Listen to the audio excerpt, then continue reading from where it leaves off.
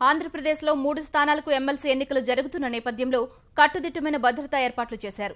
గెలుపే లక్ష్యంగా పార్టీలు పావులు కదుపుతున్న తరుణంలో ఎలాంటి అవాంఛనీయ ఘటనలు జరగకుండా భారీ బందోబస్తు కల్పించారు.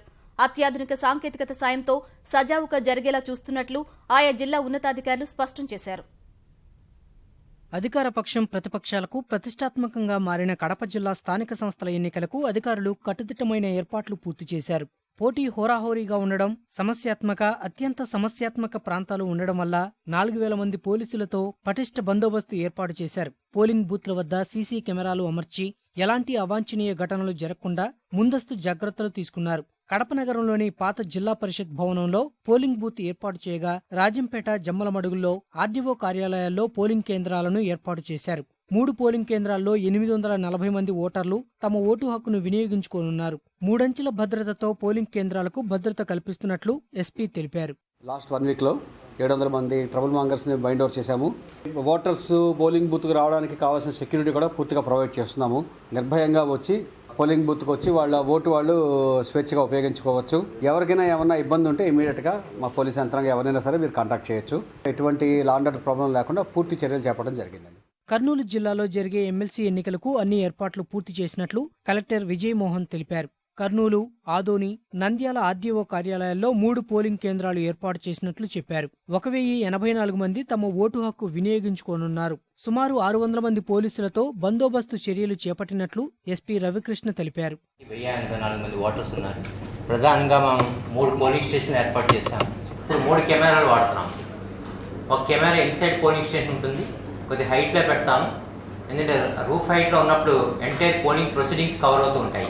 ఓటర్ని ఎవరైనా పెడవ పెట్టినా, వాళ్ళని ఇంటిమిడేషన్ చేసినా సరే వాళ్ళ మీద ఆర్పీ యాక్ట్ ప్రకారం ఐపీసీ సెక్షన్ కింద కేసులు బుక్ చేస్తాం.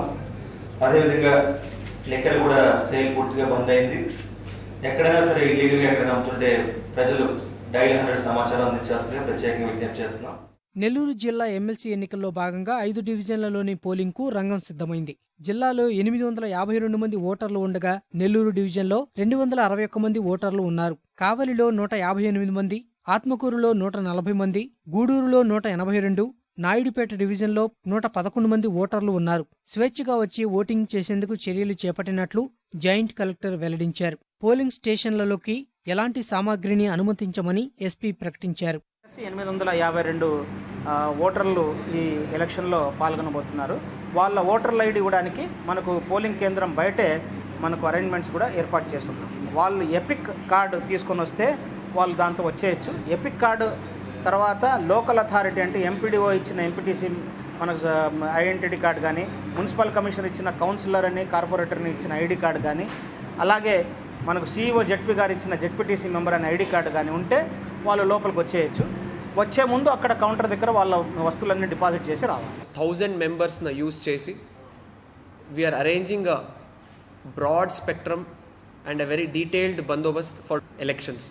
ప్రతి ఒక్క సెంటర్స్కి ఒక ఆర్మ్డ్ గార్డ్ కాకుండా సెంట్రల్ పారామిలిటరీ ఫోర్స్ సిఆర్పిఎఫ్ వాళ్ళని వాడుతూ స్టాటిక్ బందోబస్తు మనం ప్రొవైడ్ చేయడం జరిగింది. ఏపీఎస్పీ కాంపోనెంట్ ఏది ఉంది ఆ కాంపోనెంట్ను స్టాటిక్ బందోబస్తులో వేసుకోవడం జరిగింది. అల్లర్లు జరిగే అవకాశమున్న ప్రాంతాల్లో ముందస్తు తనిఖీలు నిర్వహించనున్నట్లు పోలీసులు తెలిపారు. కొన్ని ప్రాంతాల్లో పోలింగ్ కేంద్రాలను ఎన్నికల ప్రత్యేక అధికారులు పరిశీలించారు.